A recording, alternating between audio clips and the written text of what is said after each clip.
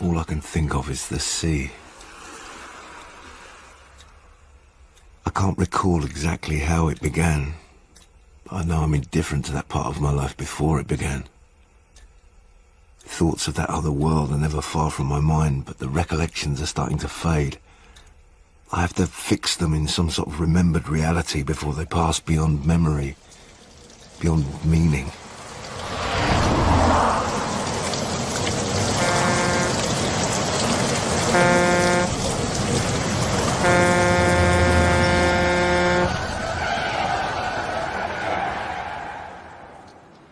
He was hit by a lorry on a motorway at night.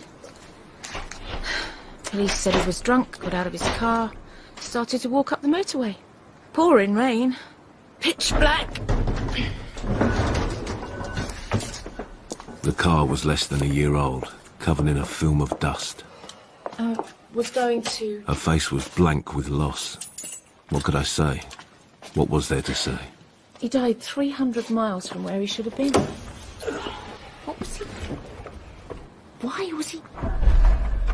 Who? You're not a dealer. John wouldn't have liked a dealer I'm not to... the dealer.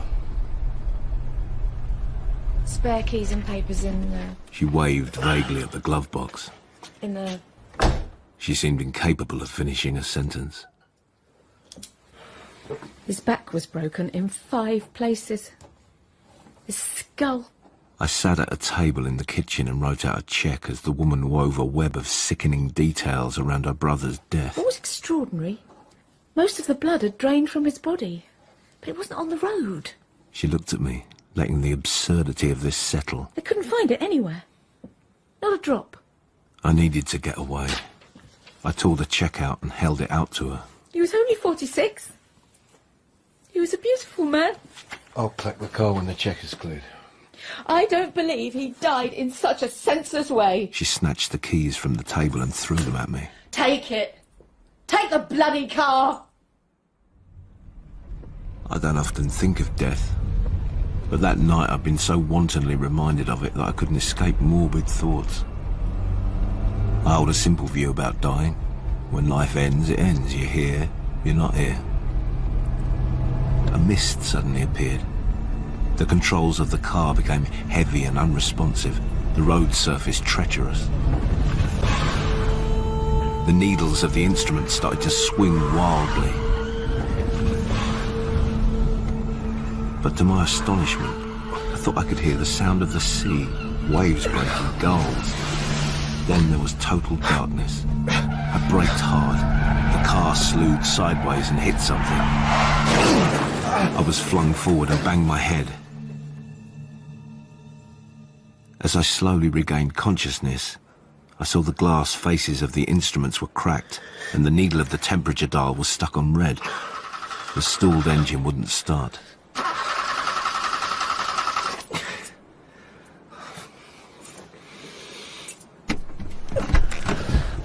I got out of the car and tested my balance. I saw that I was in an avenue of large detached buildings, screened from the road by trees. There were no lights on in any of them. There were no street lights. The only thing to lift the darkness was the moonlight.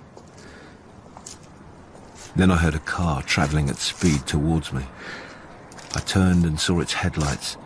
As it got closer, I could make out the silhouette of an old American saloon.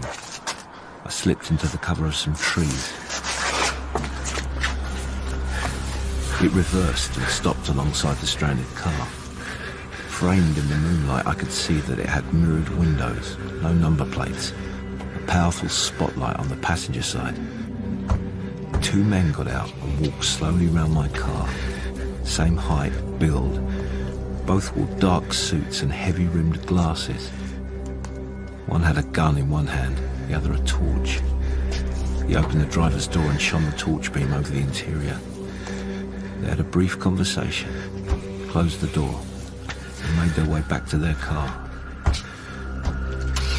I watched from the cover of the trees as it turned into the grounds of an apartment block. I remained hidden until I was sure it was gone, then I made my way to the front entrance. I pressed my forehead against the cooling glass of the door. Inside the entrance hall, automatically triggered by the pressure on the glass, light switched on, and from nowhere, 3 dogs hurled themselves at me. Muscles bunched, teeth white blades, their claws clattering on the glass.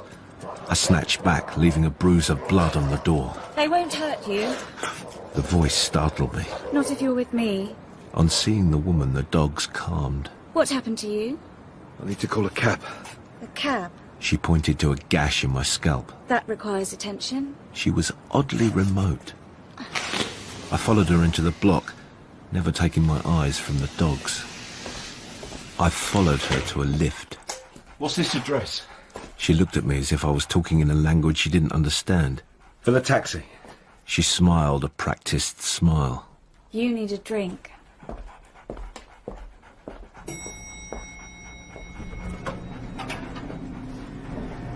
In the lift, she stood close to me. Under the expensive perfume, I could smell her flesh like sweet brine.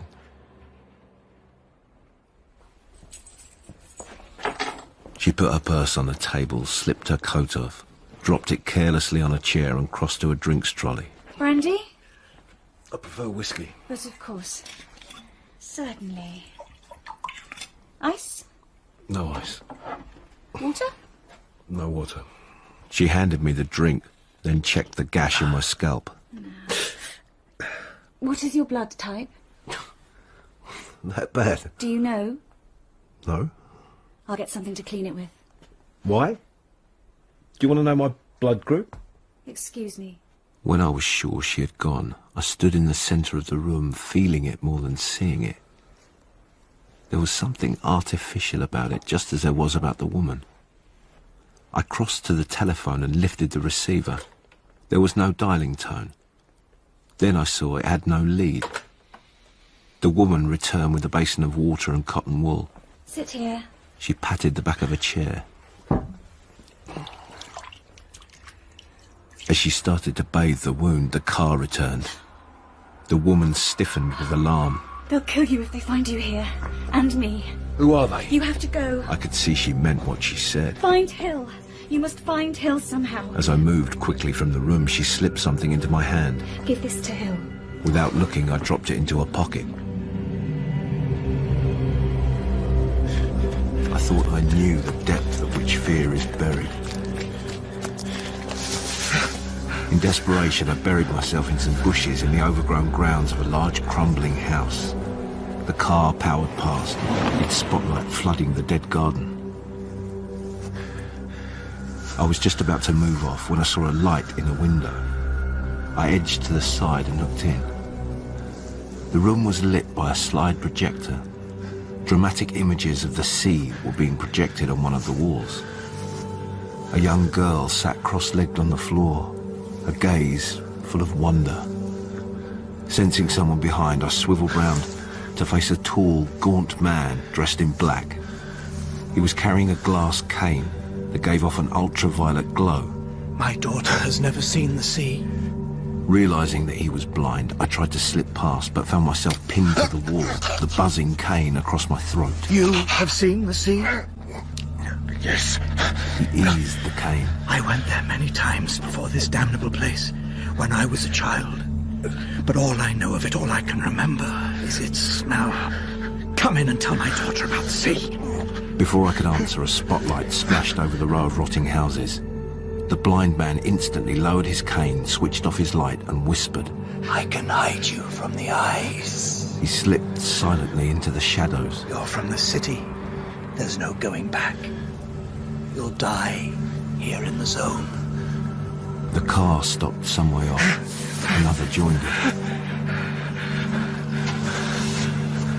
They moved slowly down the road. When I was certain they were gone, I took my chance and ran.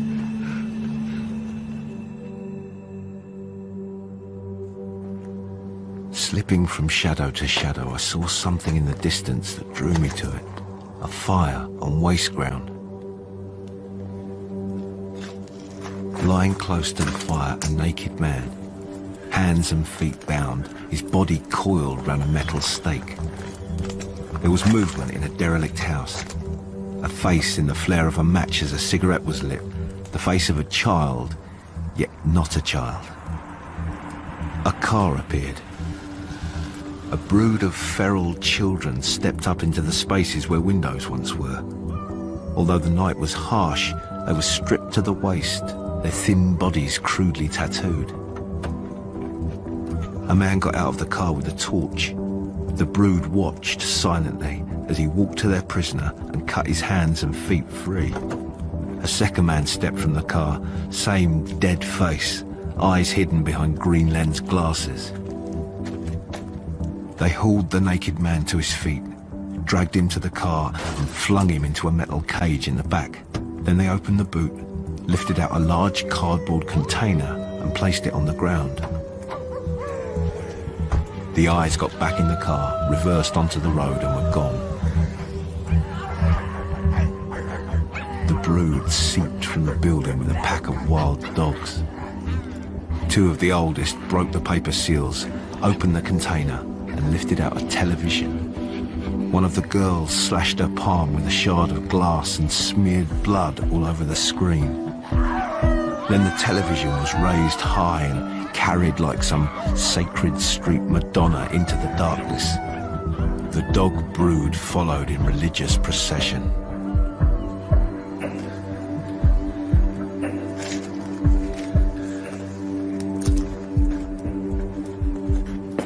My body ached with cold.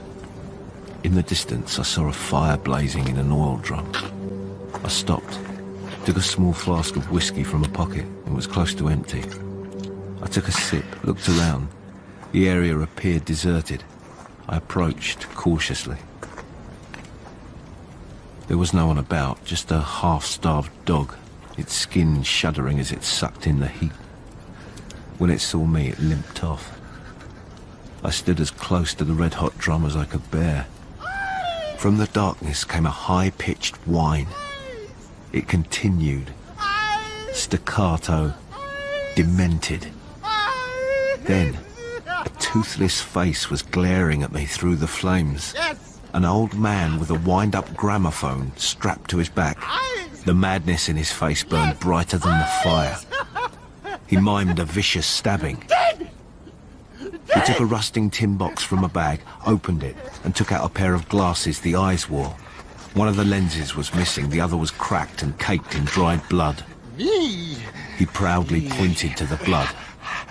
He put the glasses on and, fizzing with madness, he posed for me. Eyes! Knife! Me! Killed ya! Then he stepped back from the fire's light and disappeared as completely and mysteriously as he had appeared, into his own private underworld. There was a lack of even a casual connection between time as I knew it and time passing in the zone. Nights seemed to last forever. Days were brief and bleak. I found myself in a deserted shopping precinct. The shops were burnt out and boarded up. I'd been aware for some time that I was being followed by a young girl. I stopped and turned to her. What do you want? Thin face, head shaved, faded scars like chalk marks on her skull. Would you wish me, sir? Wish you? I'm clean. She dropped her hand between her legs. She never took her eyes from my watch. I raised my hand. This? I unclipped the watch and held it in my hand. You want this? She nodded. I'm not gonna hurt you. She inched forward, her body wound like a spring ready for instant flight. She slowly reached out to take the watch. I drew it back. Answers. That's all I want. She glanced behind, measuring her dash back into the darkness. Where am I? Just tell me where I am. You're from the city. I pushed the watch into her hand. Yes, Have you seen the sea? I've lived by the sea. Tell me about it. Everything, everything. First, you tell me about this place. Where is it? Where is the zone?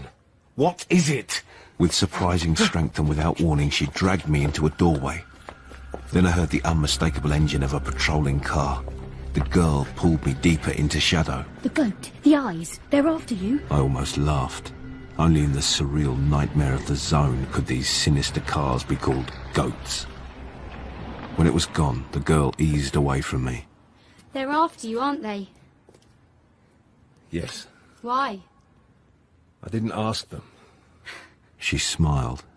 In the smile, I saw a sense of survival imprinted on her thin face. The girl led me quickly from one section of the zone to another. I'd never seen such manifest ruin. For some time she'd been casting nervous glances back and to both sides. I slowly became aware of the gang of feral children with their dogs darting from one pool of shadow to the next. Keep moving! As we turned the corner, we came face to face with the rest of the brood. I looked around the faces. The oldest was no more than 14. They all had the soul-free eyes of the predator. The girl slipped the watch from her arm and held it up. Gold! Gold! One snatched it from her and threw it to the rest who fought for it, yapping like curs. What else have you got? I searched my pockets and took out a lipstick. Then I remembered. The woman at the apartment had given me something, but a lipstick. I dropped it back in my pocket. A hail of stones rained down, forcing us to run in different directions. The brood ignored the girl. It was the man from the city they were hunting. They cut me off in every direction, forcing me onto an ugly slab of waste ground. I'd run to a standstill, stood half bent over, trying to force some oxygen back into my burning lungs. Then, in a last desperate surge of energy, I took a step towards a heavy club of wood lying on the ground. The ground gave way and I plunged into a pit that had been skillfully camouflaged. The pit was 10 feet deep, sheer-sided. The brood gathered at the top, looking down at me like a trapped animal. My shoulder brushed the pit wall. The walls of the pit were alive with electricity. Within hours, the brood had delivered me to the eyes. I was locked in a cage in the back of a car being driven through the zone. When I tried to resist, they'd smashed the car door on my hand. I suddenly caught sight of an extraordinary figure. A tall man with tungsten-coloured hair, wearing a scarlet robe of shreds and patches, dragging a heavy wooden cross on his shoulder. He stopped, shifted the cross to his other shoulder, and continued on his way.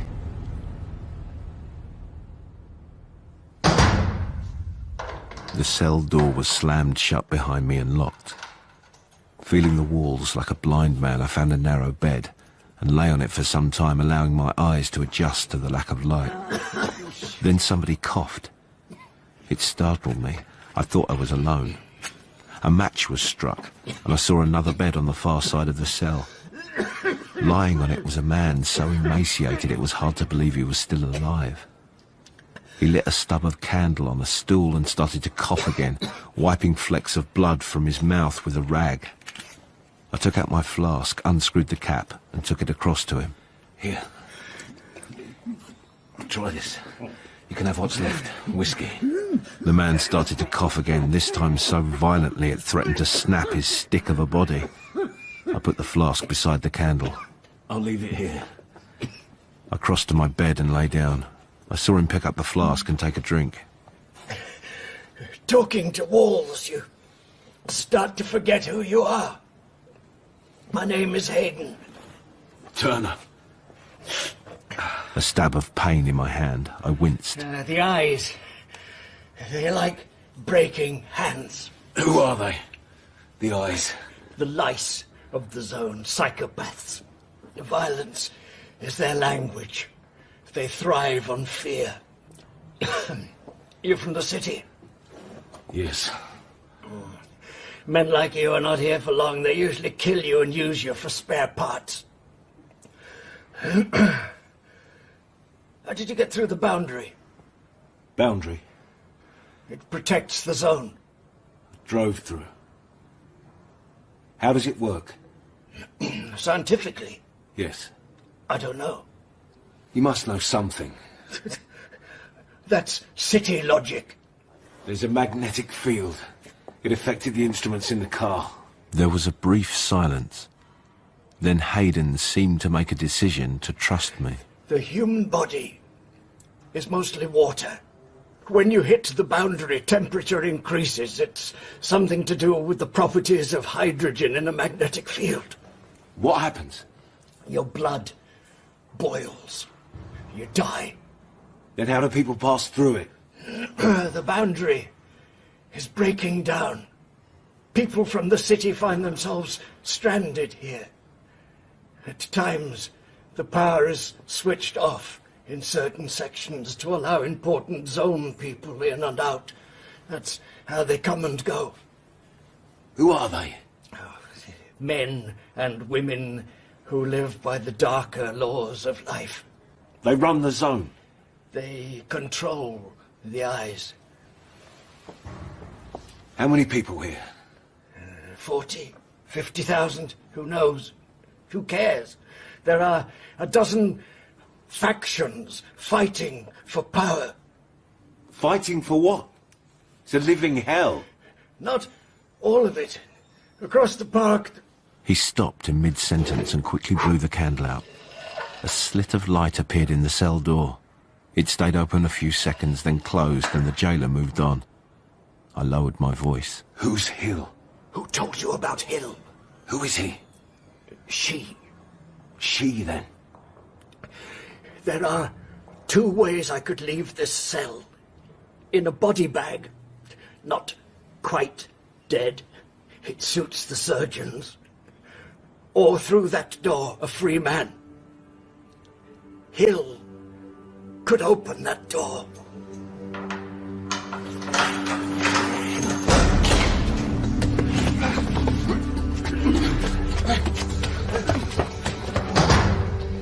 I was taken to a room that was spacious and comfortable. A half-open glass door led onto a balcony. To my amazement, sunlight streamed in, and I could hear the sound of the sea and the cry of gulls.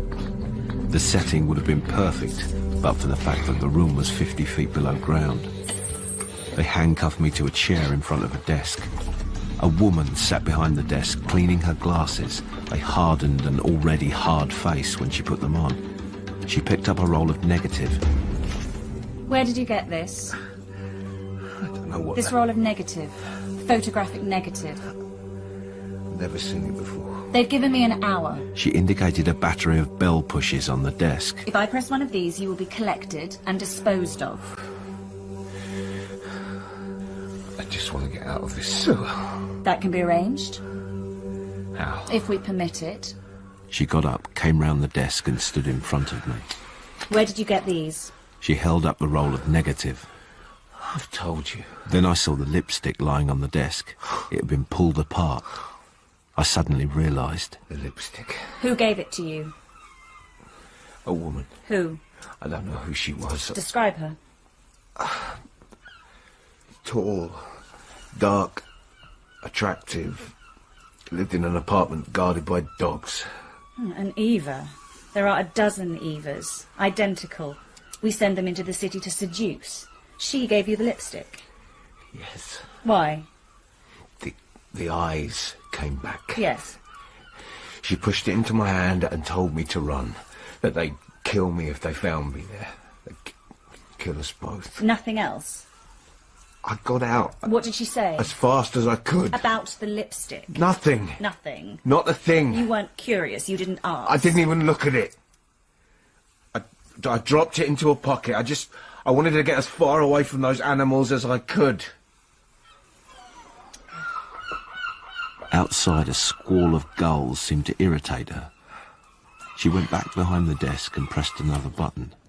The gulls, the sunlight and the sea disappeared, leaving a muddy light in the room. She switched on a desk lamp and picked up a folder. From it, she took several photographs and started to lay them on the desk.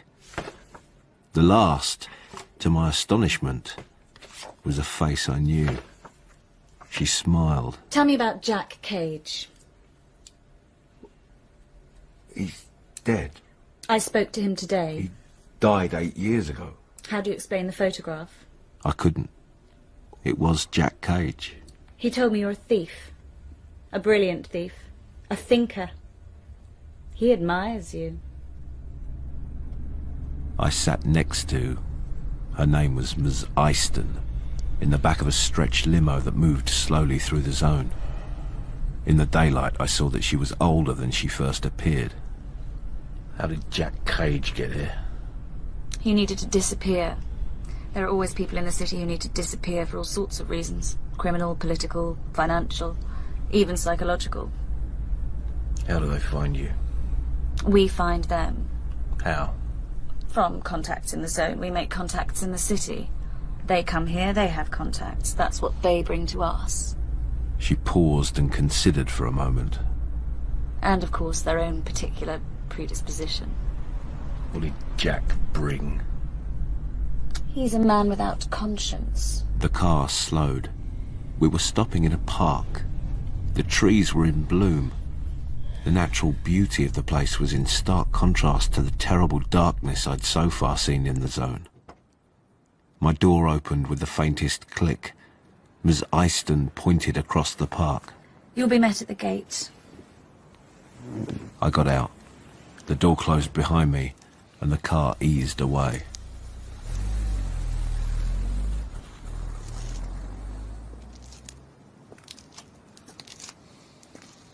As I walked through the deserted park, I realized that the setting was more than idyllic. The sun was full, sky cloudless and brochure blue, grass so verdantly green it looked painted, but there was something missing. Where were the birds? A place like this would surely be full of birds. It was a curiously uncomfortable place, artful and counterfeit. There was nothing natural about it. Even the shadows seemed to be stenciled on the ground. As I walked through a thickly wooded area, I looked up. In the trees were cameras that followed my every movement. There was about the whole place a virulent, menacing deceit. I made my way to the gates on the opposite side of the park. There was a giant of a man standing beside a limousine waiting for me. He was close to 7 feet tall, must have weighed 400 pounds. As I approached, he opened the passenger door and stood silently beside it. He closed the door behind me, got into the car, adjusted the rearview mirror so that he could see me, then started the car and pulled away.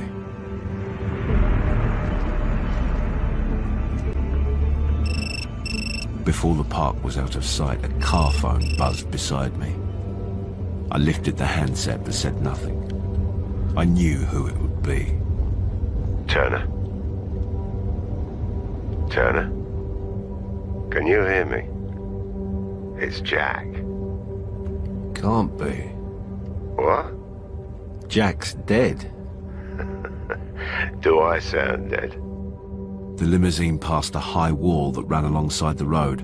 On it, in freshly painted 6-foot letters, was the name Hill. We're old friends. Who's Hill? The phone clicked dead. As we drove on, I remembered what Hayden had said in the cell. There are a dozen factions fighting for power. Fighting for what? It's a living hell. Not all of it. Across the park. Here I was, across the park. Sweeping tree-lined avenues of luxury houses, tennis courts, swimming pools, marble-chipped drives with exotic cars parked on them. A miniature version of the blatant opulence of the gated communities where the seriously rich live in the City of Angels. Jack Cage was a small man with a hard-boned, almost pagan face. I stood on his balcony watching him play a round of golf over Pebble Beach. He teed off into a brightly lit screen, showing a fairway of perfect video grass. He checked the length of his drive on a monitor, then rested his club against the wall and peeled off his glove. You don't look too shabby for a dead man. Who went to my funeral?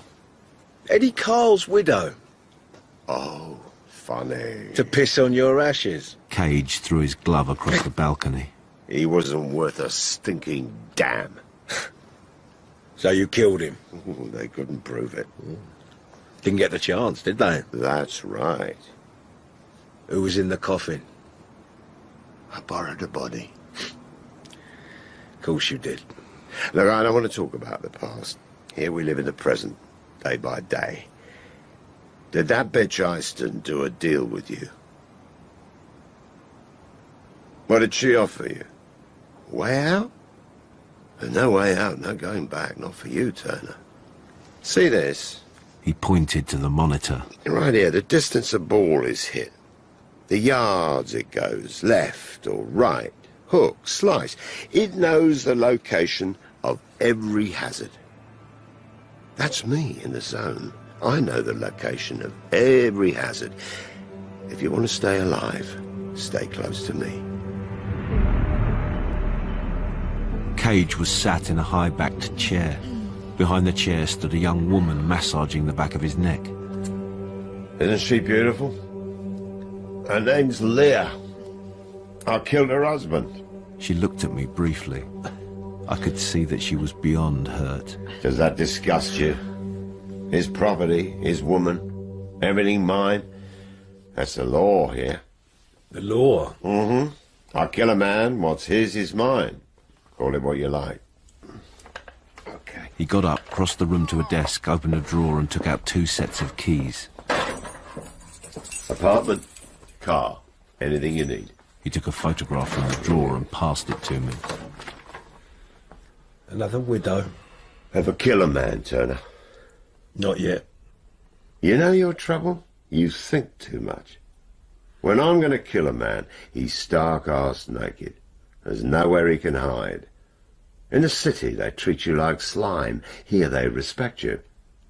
I'm one of 3 regulators. Executioners. You're right. But then you're a moral man. Here, there's no morality. Here, what you want, you take.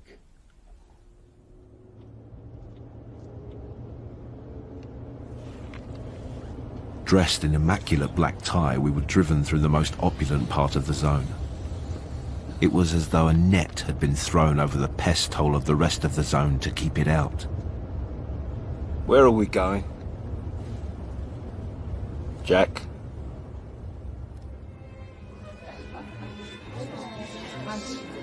Waiters in white gloves moved discreetly among the elite of the zone, serving canapes and glasses of vintage champagne. Everything about the occasion was obscenely indulgent. All of the women were dressed in different hues of ocean blue. Cage sidled up to me and whispered, That face over there with the crippled hand and the small army, that's McClelland. He runs the zone. Cross him and your life is worth 4/5 of Sodal. Be careful. He cast a glance at a woman moving through the crowd towards us. Jack. Hey, V. Her face was ageless, almost perfect. This is... Turner, yes. Yes. I've heard about you. You don't use him, Jack. She ran her blood-red nails lightly over my face. He's mine. I caught her wrist and held it tight. She was astonished. So were the people near her. I leaned forward and studied her perfect porcelain face. How old are you? There was an audible gasp of disbelief. I keep meeting women with young faces, but old eyes.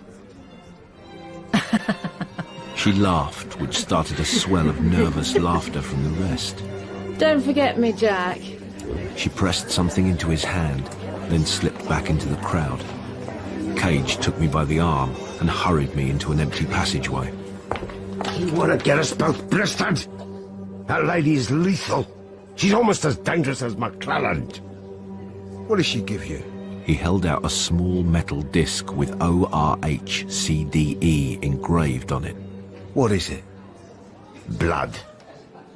With the right blood, we never age. It was like the first night of the opera. We were sat in reserved seats in the observation gallery of an operating theatre. The darkness in the gallery was exaggerated by a sudden storm of light in the operating area. An anaesthetized patient was wheeled in, followed by a surgeon and his team dressed in silver laser-reflecting material. Ladies and gentlemen, in Western civilization, Mankind's deep veneration for God is only a profane longing for immortality. As transplant techniques are perfected, immortality becomes a rational possibility. He replaced a blind eye with one fully functional in less than an hour. Astonishing. The room was small. Walls from floor to ceiling constructed of stainless steel drawers. It was exceptionally cold. Breath smoked from our mouths as we spoke. There are never enough donors. The transplant I used tonight came from this organ bank. In the drawer were 3 human eyes contained in cubes that looked at first like ice, but had a harder surface. The second drawer held a human brain. I had to look away. A lingering smell of flesh made me nauseous. I specialise in rare tissue matches. I have an arrangement with several surgeons in the city. He took a silver flask from his pocket, unscrewed the cap and passed it to me. I needed a drink. You're a clever man, Turner. Together there's nothing we couldn't do. I knew that my appearance in the zone excited but also troubled Cage. Leah had slipped a note in my jacket pocket saying that he was frightened of me and that at some point he would kill me. I knew Jack Cage well enough to know this to be true. As we left the operating theatre, he said he wanted to show me something. He wouldn't say what. I didn't press him. The giant chauffeur was called Eels. I have never met such a frightening and silent man. The limousine glided along brightly lit streets that were clear of the scurf of filth that seemed to cover most of the zone. People were out shopping, going to restaurants, drinking at tables outside chic bars. Suddenly Eels braked hard. Cage had a gun in his hand in a second. Caught in the headlights like a giant ragged moth was the Christ-like man I'd seen before. Cage put the gun away. Pathetic bastard. Go round him. Who is he? They call him the Zone Christ. Been here forever. As we passed, the Zone Christ looked in at me as if somehow he knew me. His eyes blazed. The limousine accelerated and he was soon left far behind. We drove through the park and into the creeping desolation beyond. Eels stopped the car at an intersection of roads, got out and stood in the beam of the headlights. Then he started to walk up and down in a precise 6-pace line. What's he doing? Waiting. For what? It won't be long. Is he a mute? Well, I've never heard him speak a word. Never. Frightening, isn't he?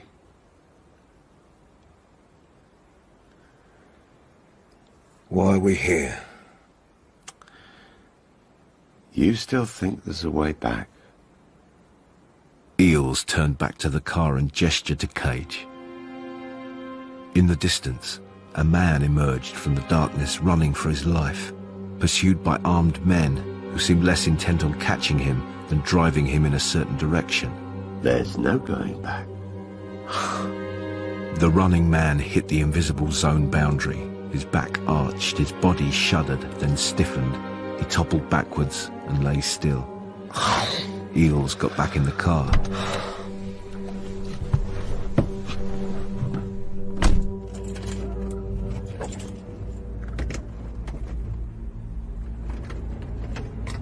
As we drove slowly past, I could see steam coming from the dead man's open mouth.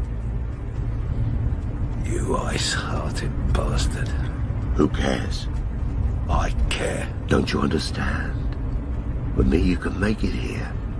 With me you got a chance. Alone, you'll end up like that.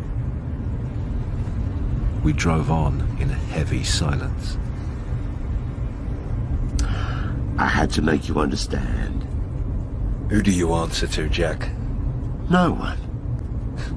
You don't have the imagination. You never did. You need to be told what to do. Let it rest. Who suggested that grotesque demonstration? Don't you understand? There's a life here you could never dream of in the city. The man with the crippled hand at the reception, McClellan. I said let it rest. He looks like a man who gives orders. Shut your mouth. Even the lady with the porcelain face stayed well clear. He's a madman. And you're not. Not like him. Christ. Not like him. You hate his guts. Your mouth will get you killed. As the car gathered speed and powered towards the park, a blazing van blocked the road. Eels put the heavy vehicle into a controlled sideways skid.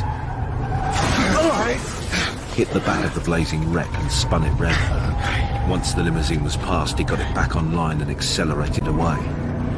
2 black saloons shot from a side road and locked onto the limousine like barracudas after a shark. Shots ricocheted off the armoured body and glass. As the limousine screamed round a corner, the back door flew open and I was sucked out.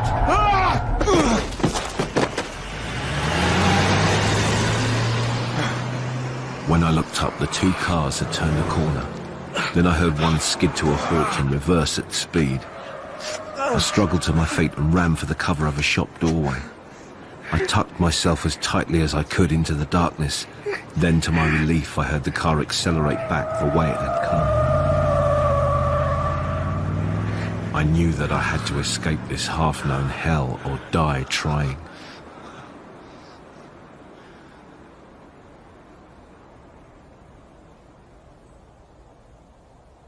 The darkness lifted into a zoned dawn as I made my way back to where the running man died. There was a clear, pure silence.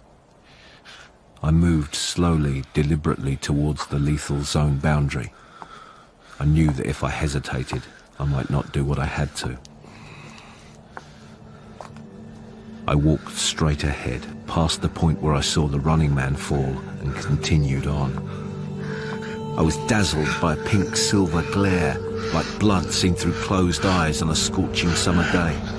My breath came in short, sharp gulps. I raised a hand in front of my face. I could see bones through flesh like a coloured X-ray. I was amazed I felt so alive, but it made sense. Surely you feel most alive on the edge of death. Lost in this uncertain reality, I saw phantom shapes that slowly focused into houses, shops, a street. A bus rattled past, flashing red. Early morning people went about their business. This isn't the zone, I thought. This is not the zone.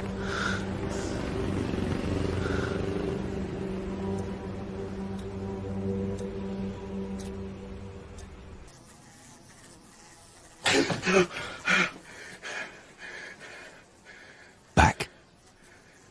Am I? Back?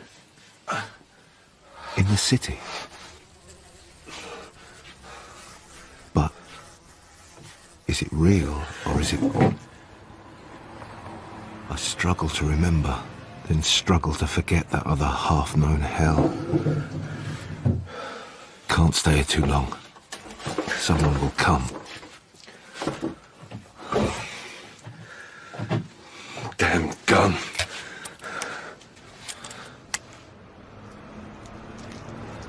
Walking down a street in the last light of evening. Cliff Field, the closest thing I have to a brother, looks up at me. Where the bloody hell have you been? Cliff is a violent man, a feared man without forgiveness. I'm the only person apart from his wife who he cares about.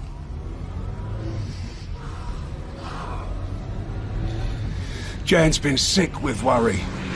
I remain silent. What happened?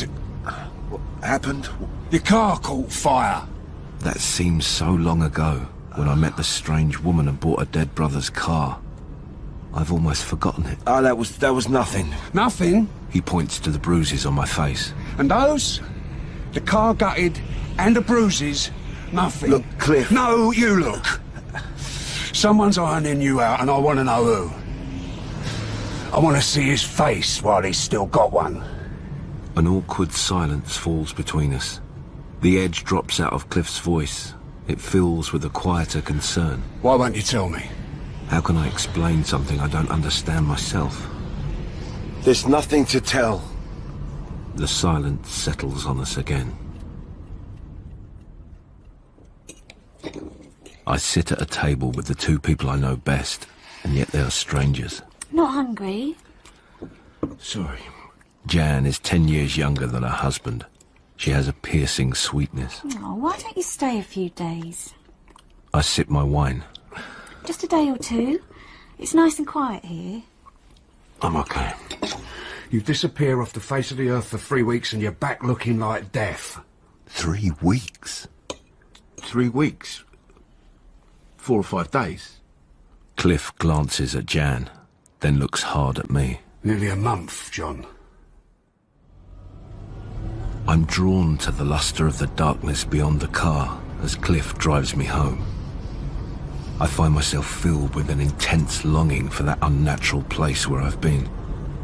All evening, I've seen glimpses of the zone in my mind's eye. The old American saloon with mirrored windows.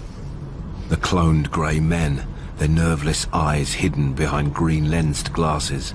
The dogs clawing the glass door, their muzzles flecked with foam. Dogs. Dogs? I can hear dogs. You ate dogs. You ate animals. Remember that rat in the paper sack? Rat? In a sack? No. When we were kids. He looks at me, willing me to remember. Your old fella killed it with a spade? I retreat back into silence, searching the darkness for the mystery that had held my eyes. The night suddenly fills with a scratchy soprano singing Verdi.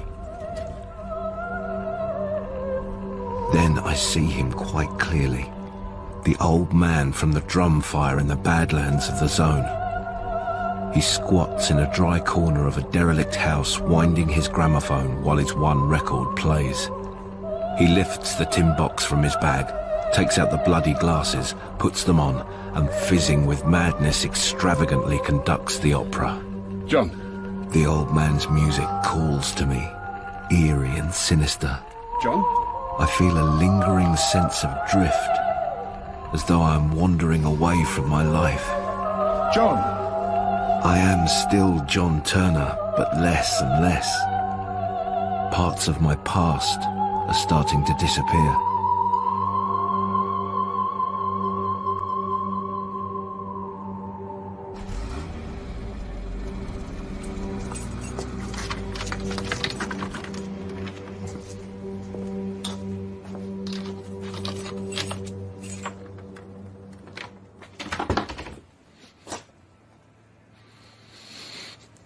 The park.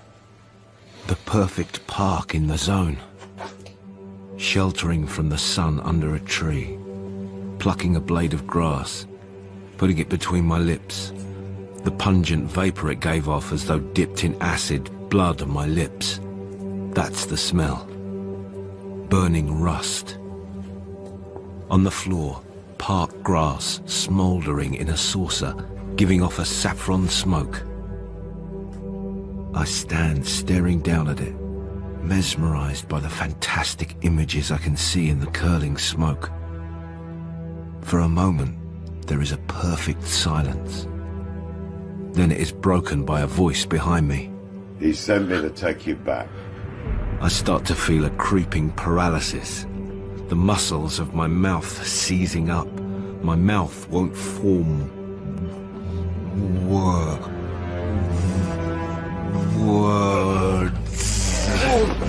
McClelland. The shotgun. You walk through the boundary. Get to the bedroom. No one walks through the boundary. Hands and knees crawling. Cage standing over me. He wants to know how. He sticks to me like a leech. Come back with me. You can have anything. Anything you want. Shotgun under the bed. You and me, Turner. We could pull McClellan down. He hasn't seen it. Together, we could run the zone. As my fingers touch the shotgun, he kicks it away. It spins and skids across the wooden floor, hits a wall and fires.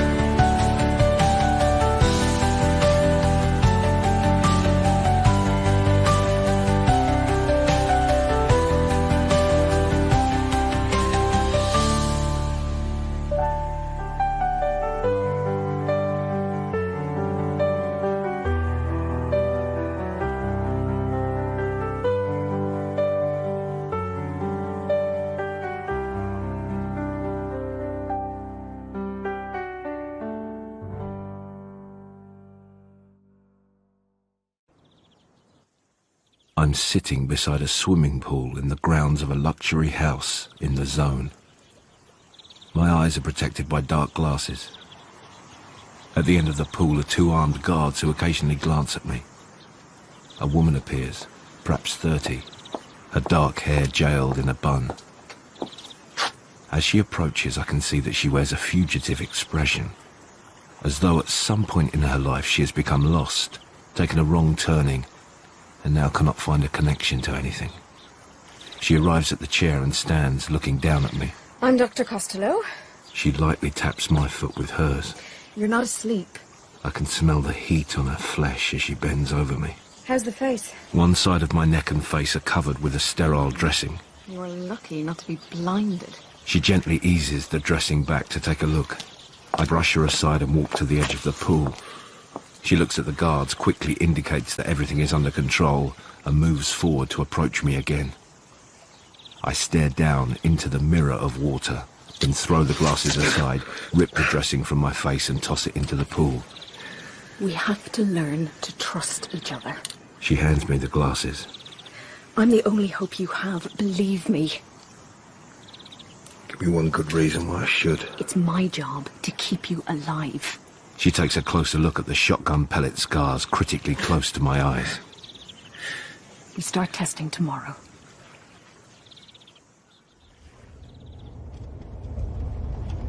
I sit beside Dr. Costello in the back of a limousine, staring out of the window.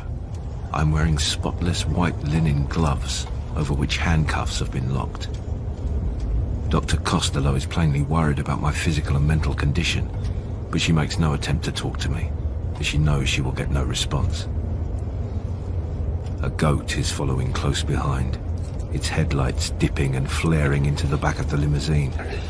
I'm starting to feel nauseous. Slow down. The driver chooses not to hear. Did you hear me? We're late. We were late last night. He reluctantly slows. The goat behind flashes its lights. They know we're late. Is it far? Not far. How far? You've been before. You don't recall? No. At all? No. The test area is lit up like a film set in the middle of nowhere. A huge, mobile laboratory surrounded by a battery of complex electronic equipment. The driver parks the limousine close to a generator with different colour power cables running into it. The guard helps me from the car. As Dr. Costello steps from the limousine, the driver opens his door. Not you. You stay in the car. We might have to leave in a hurry. I want to be sure where you are. The driver gives her a sour look, slams the door shut, settles back in his seat and lights a cigarette. The guard unlocks and removes the handcuffs. I start to walk towards the laboratory. I stop to look at a pile of dead pigeons that have been dumped close by. Death has reached into their beauty. The iridescent gloss of their plumage is now the colour of dull, wet ash. Their broken bodies form a mound of tangled wings, twisted necks, and glinting dead eyes that seem to stare straight at me. Then I remember the first time I was here. The burnt-out street drowning in unnatural light. An old man carrying a basket of pigeons walks down the centre of the road until he comes to a luminous white cross painted on the tarmac. He lowers the basket onto the cross and kneels beside it, waiting. The lights dim in a massive power drain.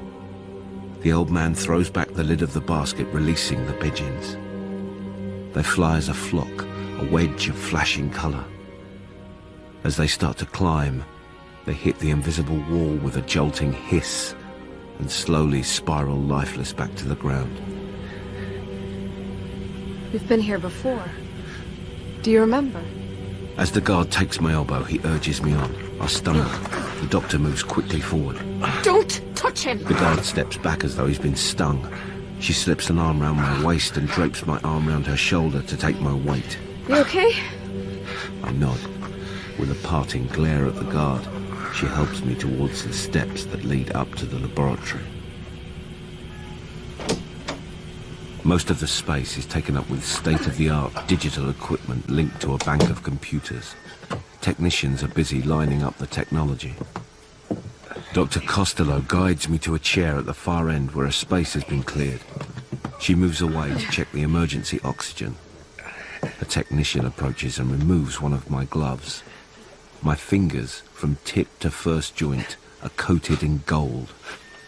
The doctor turns angrily. Leave him! She moves quickly back to the chair and snatches the glove from him. Did you hear me? I said get away! I study my gold-tipped fingers. What are these bastards doing to me? Listen to me, Turner. Listen. We don't lie to each other. I raise the other hand and pull the glove off with my teeth. Turner, do we? I spit the glove to the floor, see the same gold-tipped fingers. I raise my gilded hands to her. They link you to these computers. What else? My back. What's in my bastard back? I fling an arm over her shoulder, trying to reach the middle of my back. No! She goes to grab my arm, loses her balance and falls. Two of the technicians go to help her. I hit one of them hard. His hand! She scrambles to her feet and places herself between me and the two men. The door of the laboratory opens and Dwoskin enters. Tall, thin, prematurely balding with ghostly pale eyes. He takes in the situation at a glance. The tension between the doctor and Dwoskin is tangible. What happened? The doctor has got me back to the chair and is taking my blood pressure. Has he done any damage? She despises him, won't look at him or speak to him, shakes her head. Can he walk? That's all he has to do, walk 100 yards. He cross-checks two identical watches, one on each wrist. We're already 55-22 behind. Without Turner, you have 10 tons of computerized crap on wheels. The door of the laboratory is flung open. Dwoskin and the doctor storm out. He walks a dozen paces and turns on her. Do you know how long it takes to set this up? He's physically exhausted. Do you have any idea? I stand by the doorway, 11 hours. watching, listening. 6 tests in 8 days. 11 hours, and you can't give me 20 minutes. That 20 minutes could kill him. You only have to look at the man. You're not being objective. Objective? We're talking about a man's life. Turner goes back with me now. That's official, is it? Tonight is cancelled. He blocks her way back to the laboratory. Get out of my way. A black limousine moves silently into view behind them. Dwoskin has seen it. The doctor has not. So, tonight is cancelled. And tomorrow night, the night after... The car creeps ever closer, then stops. You'll inform McClelland? What? He points over her shoulder at the parked limousine, then walks back to the laboratory. I'll be in the computerized crap on wheels. Dr. Costello stands rooted for some time, hating herself for letting Dwoskin do this to her. The sinister black vehicle just sits there, spreading its dark influence. She walks uneasily towards it. As she draws close, a window winds down. In the gloom of the interior, I can just make out a pale, dead face. You're late. There are complications. You were late last night. Turner is close to collapse. Smoke from his cigar curls lazily through the open window. We have to postpone tonight. McClelland leans forward into the light. Postpone? We're searching for non-existent data, some psychophysical formula. There isn't one. There isn't going to be one, no matter how many times you send Turner through that hellhole. He's unique, and you're going to kill him. The window winds up, and the limousine accelerates silently away. Dr. Costello shouts after it. What use is he to you dead? Dwoskin is on the phone as I enter, the doctor behind me. He holds the receiver out to her. She ignores him. He covers the mouthpiece. It's McClelland. She snatches the receiver from him and slams it down without saying a word. You're starting to rattle, Dr. Costello. I sit back in the chair. The doctor gently strips me to the waist. There are a dozen gold needles attached to leads inserted into bruised flesh in different parts of my body. I tried. I really did try. I know. One of the technicians steps forward to link the needles to a microcomputer on a belt round my waist. No one! The doctor pushes him away. No one touches Turner but me. Wired like a monkey in space, I walk with the doctor towards the test boundary. I stop for a moment to look at a dead pigeon that has fallen from the old man's basket. It is already seething with ants. I'm not going to make this one, am I? It's a possibility. What happens to you if I die? I don't know. Yes, you do. You'll end up in McClellan's freezer. A technician is waiting with a robot camera. The doctor slips something from her pocket and secretly passes 2 capsules to me. Take these. They reduce respiration. I slip them into my mouth as the technician approaches with the camera cable and plugs it into the computer belt. You mustn't stop. Whatever happens, don't stop. She kisses me lightly on the cheek. Good luck. I can see that she is fighting back tears as she turns and makes her way to a car waiting for her. It drives slowly round the test boundary, 100 yards down the street, and stops beside a goat that is already parked there. I take the robot camera cable in one hand and move forward to the painted cross in the middle of the road. I can feel a flood of fear rising in me. In the distance, I see the doctor get out of the car carrying her emergency bag and a small cylinder of oxygen. She walks forward as far as she can and stands looking at me, willing me to survive.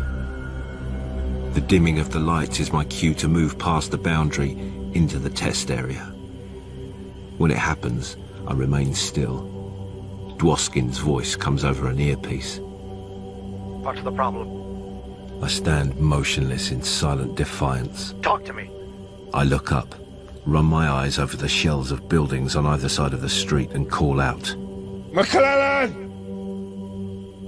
Then I see him standing with his bodyguard 4 floors up in a house with no front, the perfect balcony view. Take the soldiers away and what are you? Nothing. Paper-ass bastard, a dog wouldn't lift its leg on. He just stands there looking down at me, hands punched into his coat pockets, shoulders curled like a great black bird of prey. I turn to face the test boundary. The street empties of sound. Then, with a noise in my head like slowly breaking glass, I walk forward into the test area. I am consumed by light, lurid and violent variations of colour. Shapes collapse into their shadows. The air is on fire. I look up to where I think McClellan is. Instead, I see the Zone Christ framed in an empty Gothic arch. His robe caught by a storm wind, his cross ablaze. In the mirror of light all around me, I see reflections of my face, bones through flesh, no eyes, no mouth, no breath.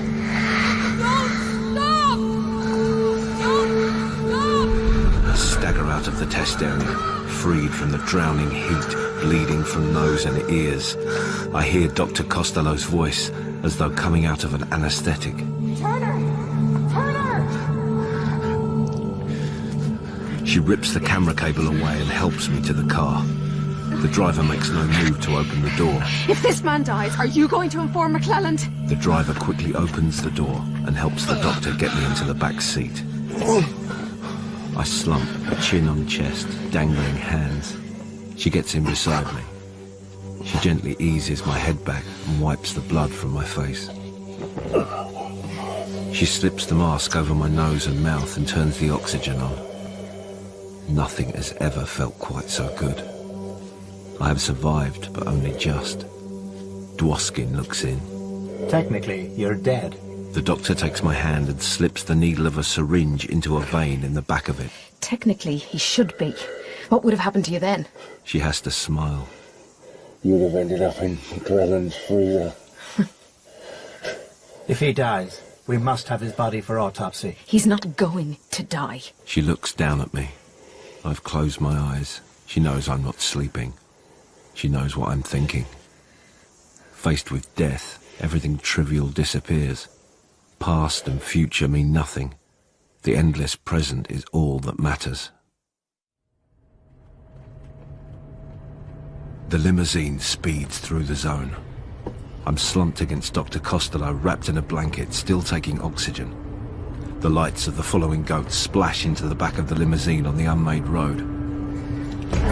Suddenly I throw the blanket aside, rip the oxygen mask off, take hold of the cylinder and crack it across the back of the guard's head. The doctor is as astonished as the driver, who has no time to react before I hold the blade of a stolen pair of scissors to his neck. The driver, not easily intimidated, glances at me in the rearview mirror. They'll shoot you down like a dog! I push the point of the blade into his neck, drawing blood. Is that after I kill you? The doctor leans forward to check the unconscious guard. Get his gun! She freezes. Gives me a look I've not seen before. Panic. It quickly passes. She slides the guard's handgun from its holster and passes it to me. I drop the blade and hold the gun to the driver's head. Faster! He accelerates. Faster! I glance back and estimate the distance to the front of the goat. Slow down. Faster! Slow down, what the hell do you want? His foot hovers over the brake pedal. I fire a shot close to him. In a reflex action, the driver stands on the brake. The wheels of the limousine lock. Skidding tyres gouge into the unmade road, sending up a screen of dust. The driver of the goat is blinded and brakes too late. Skids, drifts. The goat impales itself on the rear fender of the heavy limousine. Now go! The driver accelerates. The limousine pulls away, taking the front of the goat with it. I look back. The goat is out of control, its steering damaged. One side drops into a ditch. It careens along on two wheels, then rolls over and bursts into a ball of fire before it comes to rest on its roof, wheels spinning. We stop opposite a derelict garage. I stand over the driver as he drags the unconscious guard from the car. All his bombast has deserted him. Don't leave me here. The doctor gets into the guard seat. She knows from this point that she is no longer a doctor. She is, like me, a fugitive, that McClelland will not rest until we're both captured or dead. Don't leave me here! I get in the limousine. The driver lunges forward to try to stop me closing the door. Not out here! I start the engine. As the car pulls away, the driver runs alongside, clinging onto the mirror. As he is dragged along, his hold weakens and he falls away into the darkness.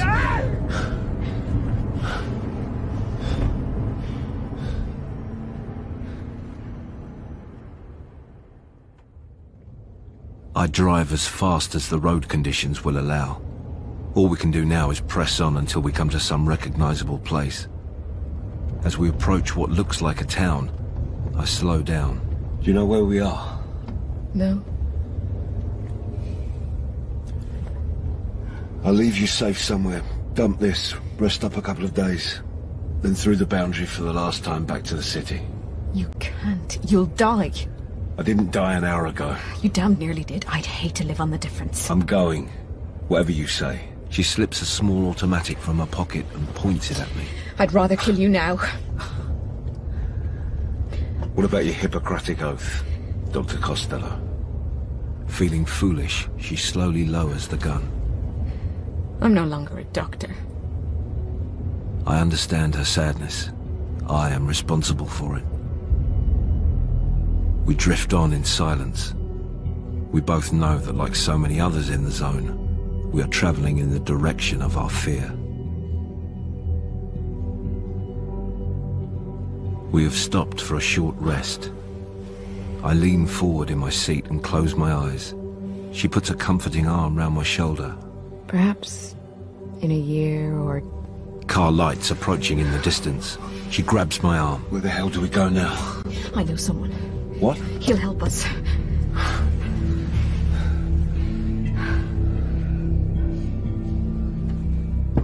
We make our way cautiously through an old timber building that seems to talk to us, creaking and groaning as it shifts in the wind. Dust covers every surface and runs in rivulets along the floor. The windows are veneered with grime, letting in a dull half-light. A sudden sound alerts us. We slip into a room and close the door to a crack. A girl, no more than 14, naked under a silk robe, her body pitiably thin, walks barefoot down the passage. As she passes the door, I grab her, clamp a hand over her mouth and lift her, kicking into the room. We're not here to harm you. She claws at my face. We're looking for Walker. Costello, half hidden in the shadows, moves forward into what little light there is so the girl can see her. He's my brother. His real name is David Costello. The girl goes still, all fight gone from her. I remove my hand from her mouth and lower her bare feet to the floor. Where is he? The girl remains completely silent. Is he here? Her face has an extraordinary translucence.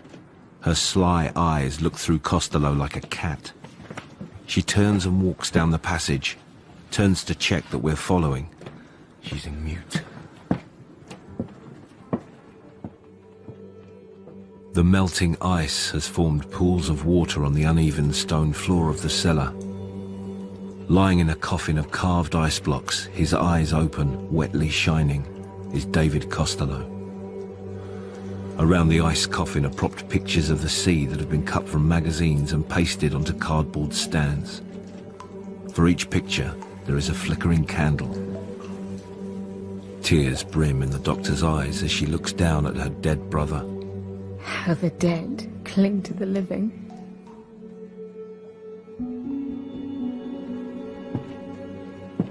We make our way back through the maze of passages and blind staircases. Then from nowhere, I'm knocked senseless.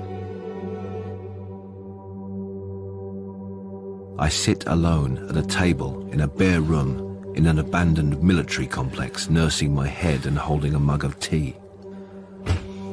A door opens and a small, dark, intense woman enters. She gives me a look that feels like running a thumb down the blade of a just sharpened knife. I'm Hill. I sip my tea, purposefully silent. She takes a bottle from a canvas bag and unscrews the cap. Try this. Expensive whiskey. She tops my tea up, then leaves the bottle open on the table. Where's Dr. Costello? Safe. She'd better stay that way. I was told that you're a belligerent bastard. She pulls out a chair and sits opposite. You don't disappoint. She opens the bag and takes out a folder wrapped in polythene. What did Eyston show you? The name sets off an instant run of memory, precise and exact. I am back in the room of simulated sea, sunshine and gulls, handcuffed to a metal chair, watching Ms. Eyston clean her glasses with a lace handkerchief. Hill unwraps and opens the folder.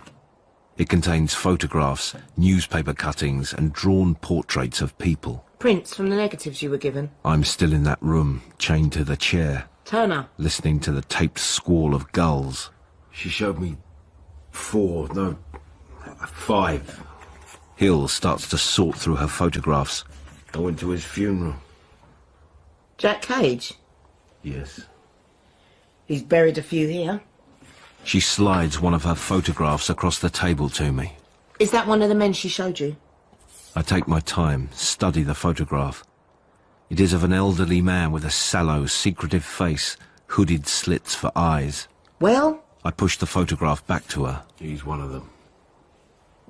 She picks up the bottle and drinks from it, then slides a second photograph across the table. No.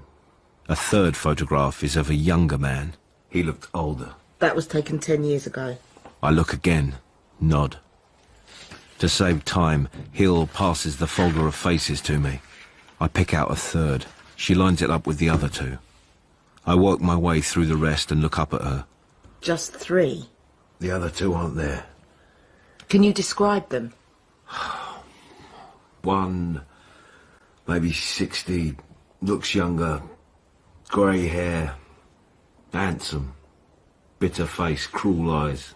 I reach up and run the tip of a finger lightly across the bridge of my nose. Crescent scar here. Are you sure? Certain.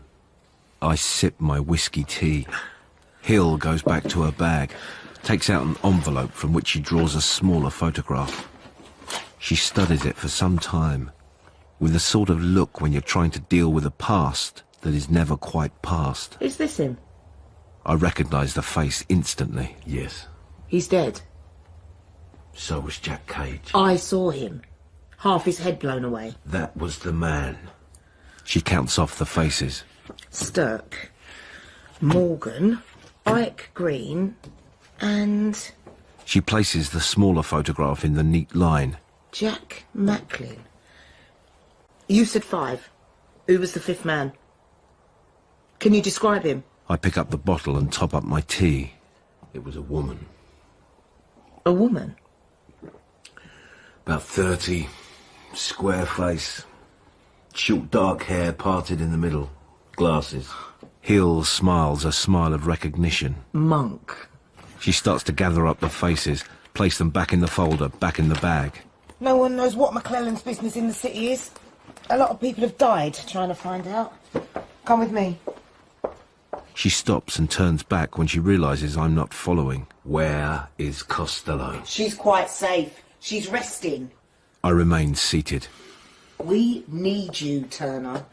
You have access. You can go through the boundary. None of us can. I get up from the table and walk towards her. It would be more than my life is worth to tell Hill that I too am now a prisoner in the zone. As the lift arrives, laser-activated lights switch on. AV, slightly drunk, carrying her shoes, makes her way unsteadily across the room. She drops the shoes on a chair, slips off her coat and lets it fall to the floor. As she pours herself a brandy, she senses someone in the room and slowly turns to face us. She doesn't seem at all fazed. She absently swills the brandy round the glass. A lot of people dying around you, Turner? It's a great place for dying. My next. Hill walks to a white grand piano covered in framed photographs. AV looks at her, then back to me. Don't let her fool you. She's like a cancer. She'll eat you down to the bone. You can warm your hands on her hate. Hill ignores the abuse and picks up a photograph of Jack Macklin. Put that down. Cruel eyes. Show some respect for the dead. Is he? What? Dead. What are you talking about? With Jack, it's always a woman. Find the woman, you find Jack Macklin. Jack is dead. Shot in the head. I saw it, close as I am to you. He's in the city, working for McClelland. McClelland had him murdered. If you're going to kill me, kill me. What does McClelland do in the city? He recruits. I know that. He recruited me. That too. I'd murdered my husband. What else? He corrupts surgeons for transplant organs. They can't resist the money. And? AV is starting to enjoy herself. He visits his children. McClelland has children. Hard to believe. That snake. You're lying. 300. I will kill you. He bought them from orphanages years ago. Paid people to raise them. They're almost ready. Ready? To take over the zone.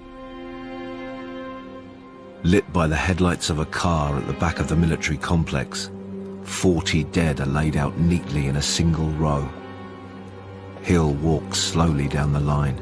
Laid out like game birds. The youngest and the best. There's more of us, McClelland! For everyone here, there's 10 more! You can't kill all of us!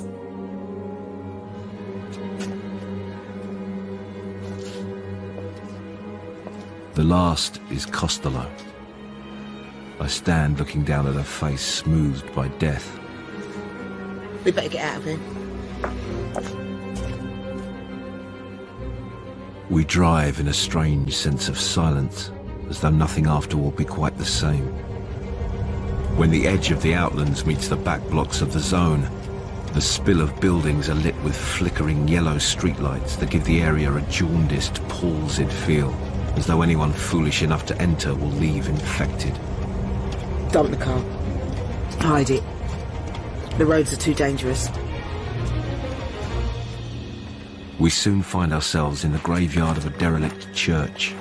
The narrow pathway between the graves is choked with weeds. There's a flight of worn stone steps down to a wooden door. The crypt is small, with a low ceiling fogged by candle smoke, candles everywhere, walls matted with crucifixes. On the stone floor in one corner is a mattress and a stained pillow. Before we can take it in, the door scuffs open and the Zone Christ enters. He stands in the shadows, staring at us with arctic blue eyes, his white hair incandescent in the darkness. He points a finger at Hill, clearly recognizing her, but says nothing. Don't move. The Zone Christ lowers his arm and gazes at me. He picks up one of the candles and moves towards me. Don't move, Turner. He holds the candle closer and closer to my face until the heat becomes uncomfortable. Then he moves it around as if redrawing my face with the flame. He won't harm you. Outside, cars draw up, doors slam, voices come closer. The Zone Christ hands the candle to me, crosses to the mattress, slides it aside, then lifts a heavy flagstone from the floor. We drop into a tunnel, Hill first, then I pass her the candle and follow. At the bottom, I look up at the Zone Christ, who drops the flagstone back into place. In the flickering candlelight, we find ourselves in a lost river tunnel. Crouching as low as we can, we move forward. There is hardly room for our shadows. Who is he? No one really knows. Some say that he was the first one here. In the Zone? That's what they say. How old is he? Oh, he doesn't age. He looked exactly the same when I was a child. Where are we going? To start a war. Across my lap, I'm holding a new semi-automatic rifle wrapped in oiled paper as we drive into the Badlands. There's 6 groups we need with us. None of them suicidally sociable. She glances at me and catches the end of a wry smile. Without them, no chance. We leave the van and move quickly through a rat maze of alleys between bullet-pocked buildings. Suddenly, we're pinned to the wall by a blinding light. Hill shouts into the darkness. You know me! I want to see Backer! This is Turner! The light goes out. Backer smells the oiled paper, then rips it from the weapon. I love that smell. He handles it expertly. And it been test fired. He raises it, aims and pulls the trigger. Cut you in half. Cleans a cat's ass. Got any more? 60. Where's the war? Wherever McClelland is. Throughout the zone, a running battle rages between the Eyes and Hill's coalition. Buildings are ablaze. Explosions light up the night sky. The dry rattle of small arms fire echoes through streets strewn with spent casings. The Eyes paint death in broad strokes. They kill efficiently. They are made for murder. The partisans, freed from their fear of the Eyes, dart from cover to cover, from shadow to stranded pool of shadow with daring grace as bullets cut all around them. I'm told that Hill has been fatally wounded. When I get to her, she's been laid in the open back of a van. The fighting rages. I bend my head to hear her. You never know how far. It's too far. Until you've made the journey. Her voice is fading. There's no one else. It is as though she is sharing my breath to keep herself alive. To hold them together. Her unfocused, centerless eyes half close as though looking into the low slant of the sun. You, Turner. There's only you. Kill McClelland. I take her hand and hold it tightly as she looks at me for the last time, and then slides into the darkness beneath her.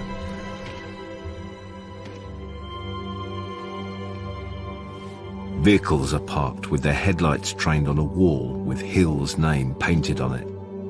An improvised place of execution. I sit in Hill's car, remembering what she said to me. There is a volley of fire as 6 Eyes are shot. Jack Cage is walked to the car by 2 armed women. You're starting to smell like a corpse, Jack. He tries to hide his terror. We can deal. Anything. Turner. Anything. I want McClelland. Alone.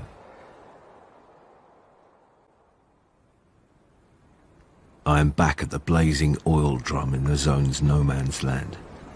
McClelland and his bodyguards stand beside his limousine some way off. I call out to him. I said alone! So you did? He calmly takes a gun from his pocket and shoots his bodyguard dead. You're beautiful, Turner. I've been looking for you for 20 years. This could be a beginning.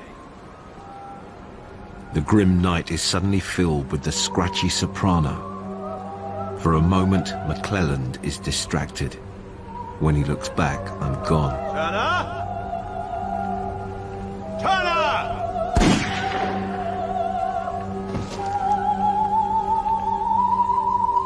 I step back into the light from the fire, look briefly at the two bodies, then at the old man conducting his opera. I smile. I get into Hill's car and drive slowly away until distance consumes it entirely.